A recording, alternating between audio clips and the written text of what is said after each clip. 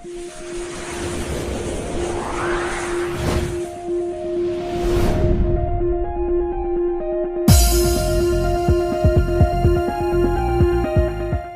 Morning बच्चों।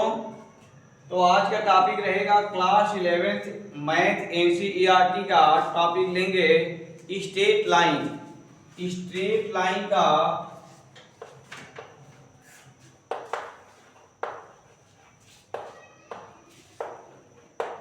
Straight line chapter से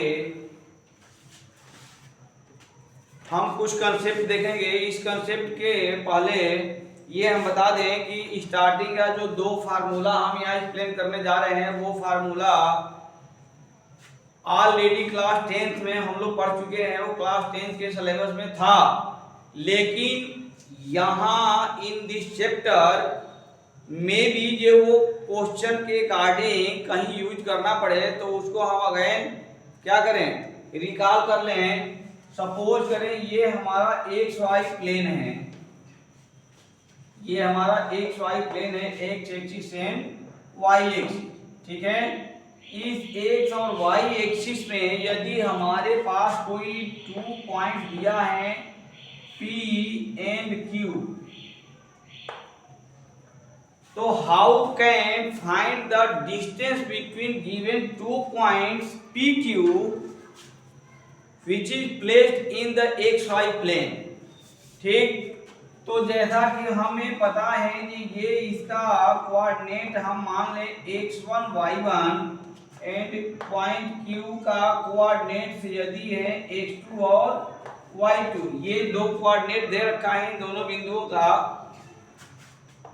तो ये जो डिस्टेंस है vertical distance of the point P from x axis, इसे हम क्या कहते हैं y1। ये हमारा कौन सा डिस्टेंस है y1, और ओरिजिन से ये जो पॉइंट है इसका क्या है, ये है डिस्टेंस हमारा x1। Clear. Now Q point के लिए यदि हम देखना चाहें तो Q से परपेंडिकुलर हम लाइन खींच दें, ड्रा करें एक्स एक्सिस पर, तो ये हमारा डिस्टेंस हो जाएगा y2 और ये हमारा ओरिजिन से ये डिस्टेंस होगा x2, ठीक है। अगेन हम क्या करें, P और Q को मिला दें, यानी हम इस जो डिस्टेंस हमें फाइंड आउट करना है PQ, हम इसको मिला दें और पॉइंट P से Q पर यानी Q, चले इसका भी हम यदि नाम दे दें M और N, तो PQN लाइन पर यदि हम P से एक्स एक्सिस के पैरेलल एक पॉइंट ड्रा करें,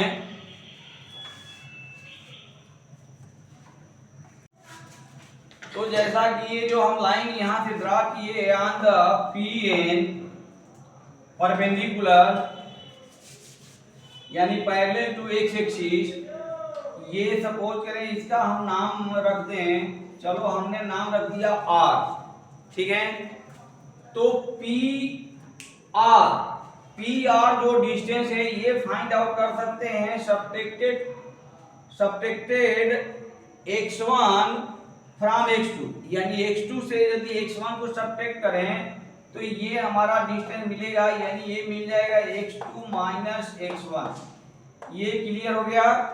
सिमिलरली हम यहाँ से P और Q और R का डिस्टेंस भी फाइंड आउट कर सकते हैं, यानी ये हमारा डिस्टेंस आएगा y2 माइनस y1, यानी QN minus RN is equal to QR।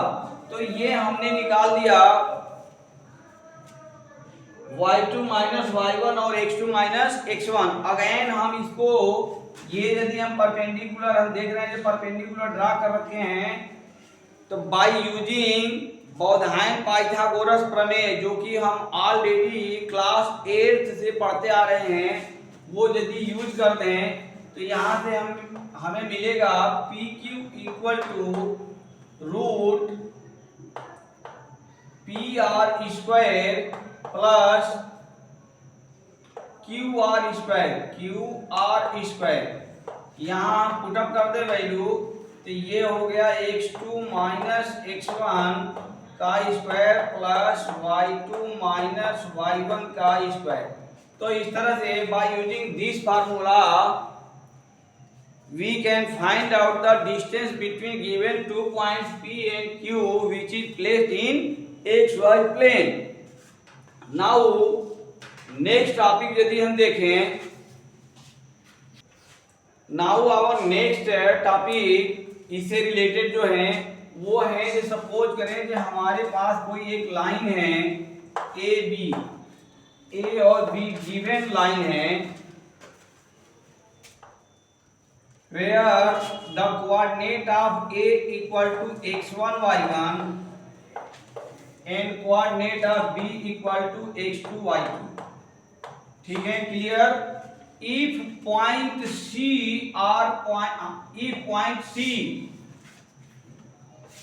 which is placed on line AB and divided into m into n ratios, then find the coordinate of point C.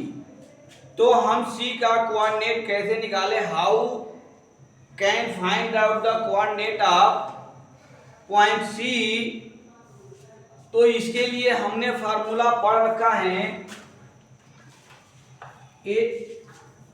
Suppose coordinate of point C equal to X and Y हमने मान लिया, तो ये हम by using formula use करेंगे। इसका भी derivation तो है, लेकिन एक्चुअल में हम लोग को पढ़ना है straight line according to the syllabus of class 11। तो इसको ज़्यादा डिटेल में जाने की जरूरत नहीं है। ये यदि देखना हो, क्लियरली समझना हो, तो हमारे क्लास 10th के वीडियोज को अवलोकन करें, वहां ये मिल जाएगा इसका डेरिवेशन। अदरवाइज भी हम यहां से निकाल सकते हैं x इक्वल टू mx2, यानी जो हमारे C2A का रेशियो है ये मल्टीप्लाई होगा x2 से, और जो अपोजिट साइड का रेशियो है ये मल्टीप्लाई होगा अपोजिट साइड के x कोऑर्डिनेट से। तो ये हो जाएगा plus mx1 divided by m plus n। Similarly y equal to my2 plus ny1 divided by m plus n। और ये फार्मूला को ज्यादा डिटेल में न जाते हुए हम अपने ओरिजिनल चैप्टर पर आते हैं, स्ट्रेट लाइन। देखते हैं इक्वेशन ऑफ स्ट्रेट लाइन कितने टाइप्स के होते हैं, types of equation and condition of straight line. तो यदि हम यहाँ से एक्स वाई एक प्लेन खींच ले, ड्रा कर ले, if we draw a plane X and Y, a line passes through the origin. एक लाइन हमारी पास हो रही है कहां से, ओरिजिन से। यदि ओरिजिन से पास हो रही है एक्स वाई प्लेन में लाइन ए बी, ठीक है, तो हम देखते हैं इस लाइन से हम how can we define the equation of straight line. ये यदि हमारा एक्स एक्सिस से कितना एंगल बना रही है, थीटा, फ्रॉम एक्स एक्सिस। तो ये यदि हम सपोज करें कि ये हमारी जो लाइन पास हो रही है, यानी line A B passes through the origin which is inclined theta degree from the X axis, ठीक है, that is called slope of the line. इस थीटा को ही स्लोप बोलते हैं, ठीक है ना।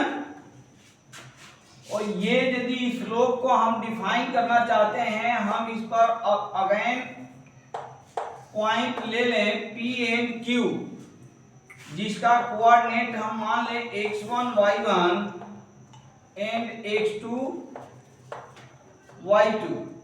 तो ये स्लोप यदि हम डिफाइन करना चाहें तो हम डिफाइन कर सकते हैं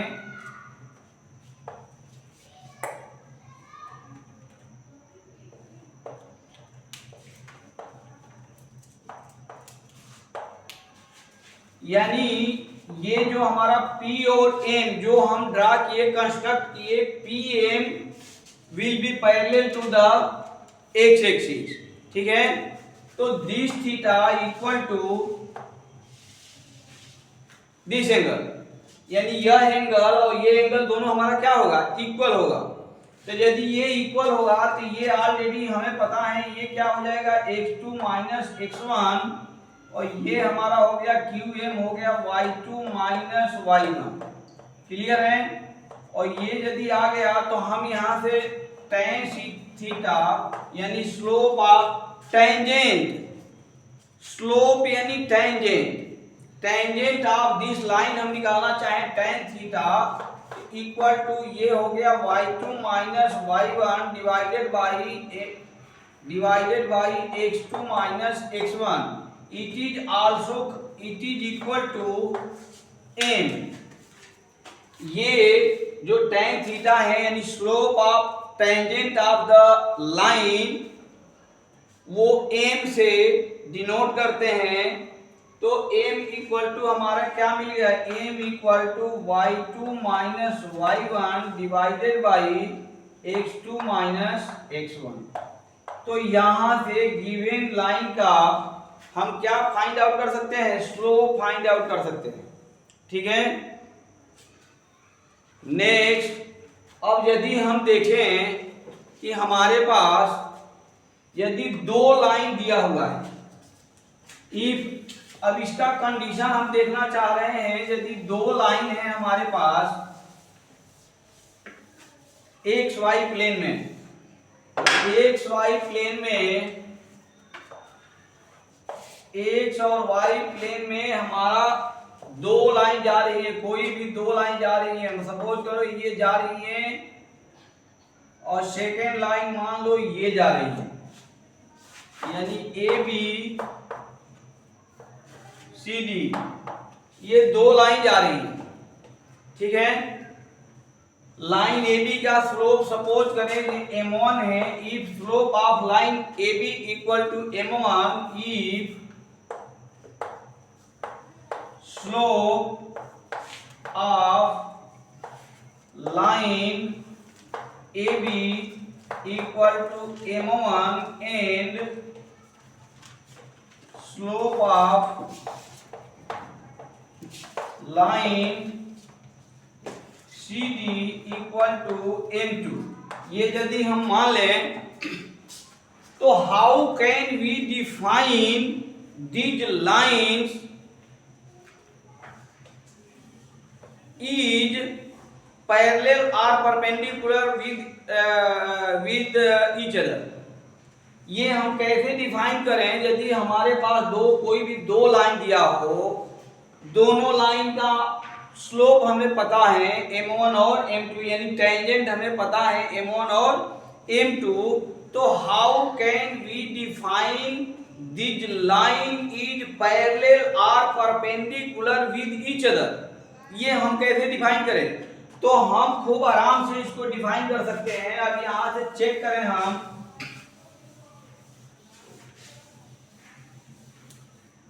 by using the formula of tan, suppose करें कि हमारा tan थीटा इक्वल टू क्या हो जाता है, यदि दोनों लाइन का the angle in between two line, the two line is, suppose कर लिए हमने कि थीटा है, तो tan theta equal to m1 minus m2 divided by 1 plus m1 m2। By using this formula we can find out the given line is perpendicular और parallel with each other, ठीक। और कैसे हम इसको डिफाइन कर सकते हैं, तो अभी देखते हैं। सपोज करें कि हमारी line parallel with each other है, तो पैरेलल विद ईच अदर के केस में, in the case of parallel, the angle, the difference, the angle of given two lines will be, क्या हो जाएगा, the angle difference between given two lines क्या होगा, tan theta, और tan theta in the case of parallel will be क्या होना चाहिए, in the case of parallel the angle difference theta, the angle between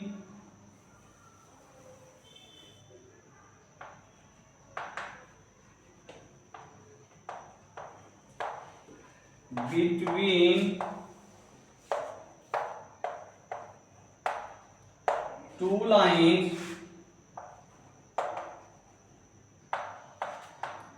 will be 0।